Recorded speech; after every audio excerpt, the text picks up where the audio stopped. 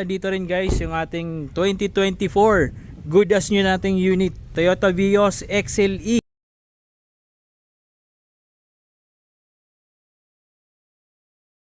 Kulay black po ito.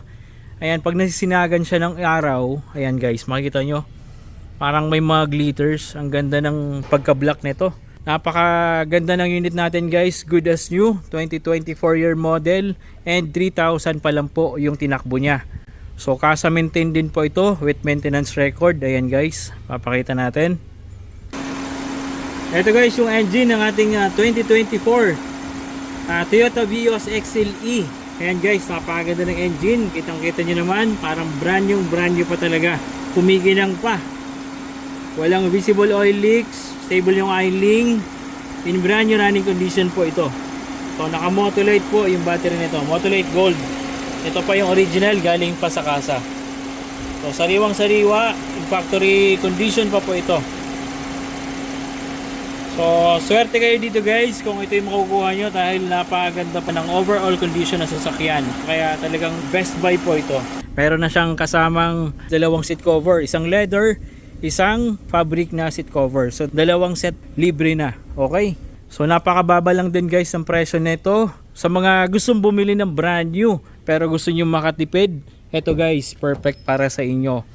2024 na, and May 2024 lang po ito na acquired, kaya months lang po ito nagamit. Napakasariwa pa. So tignan nyo naman guys yung interior, talagang bagong bago pa po ito. Ito guys yung interior naman ng ating Vios. Tignan nyo naman guys, talagang parang bagong bago pa yung carpet, di ba? Walang kadumi-dumi. And syempre yung upuan, napakaganda. Hindi pa nagsag. So firm na firm pa rin yung upholstery niya, yung foam niya. And of course yung mileage niya guys, ayan, 3,000 kilometers pa lang po. Working po lahat ng instrument panel niya, lahat ng gauges, gumagana. And syempre touchscreen infotainment system with Android Auto and Apple CarPlay. USB syempre meron, and reverse camera. So napaganda. And automatic transmission po ito with manual mode. Responsive, walang kaldag. Ayan, napaganda ng condition nito. So sariwang sariwa, maski mga gulong guys, 2024 po yung production date. Eto. Okay. So 2024 year model, 2024 yung production date ng gulong. 3,000 kilometers lang, napakababa ng presyo, all original, napakasariwa.